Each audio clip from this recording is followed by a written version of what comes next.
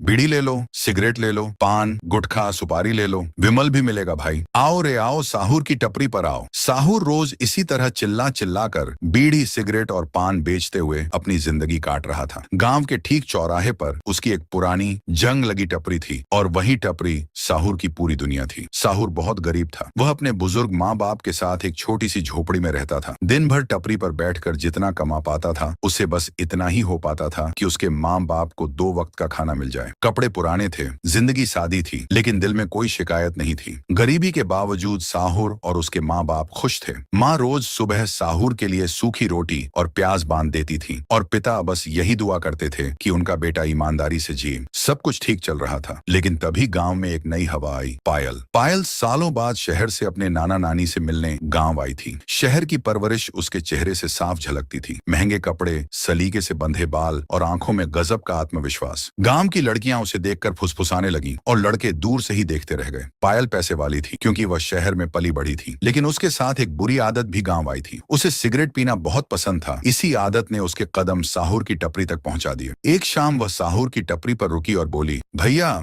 एक gold flag देना। साहूर ने जैसे ही नजर उठाकर उसे देखा, वह पल भर के लिए सब कुछ भूल गया। उसकी आवाज, उसका चेहरा, उसकी मुस्कान, सब कुछ साहूर के दिल में उतर गया। पायल ने दोबारा कहा, भैया सुन रहे हो? सिगरेट देना। तभी साहूर को होश आया। घबराते हुए उसने सिगरेट निकाली और पायल को दे दी। उस दिन के बाद पायल रोज साहूर की टपरी पर आने लगी, कभी गोल्ड फ्लैग लेने, कभी एडवांस और कभी बिना किसी वजह के। धीरे धीरे साहूर को उसकी आदत सी हो गई। पहले सिर्फ ग्राहक और दुकानदार का रिश्ता था, फिर बातों का सिलसिला शुरू हुआ। पायल शहर की बातें करती और साहूर गांव की सच्चाई सुनाता। कुछ ही दिनों में दोनों अच्छे दोस्त बन गए। अब वे रोज साथ में हंसते बोलते एक दूसरे का इंतजार करते। टपरी अब सिर्फ दुकान नहीं रही, वह मिलने की जगह बन गई। फिर उनका रिश्ता टपरी से बाहर निकल आया। कभी बाइक पर गांव की गलियों में घूमना, कभी शहर जाकर साथ में फिल्म देखना, तो कभी ढाबे पर बैठकर चाय के साथ देर रात तक बातें करना। साहूर के लिए यह सब किसी सपने जैसा था। नेक्स्ट पार्ट देखने के लिए कमेंट करो और जाते जाते ये भी बता देना कहानी में कहाँ पर को बेस्ट क्लिप लगा, जरूर बताइएगा।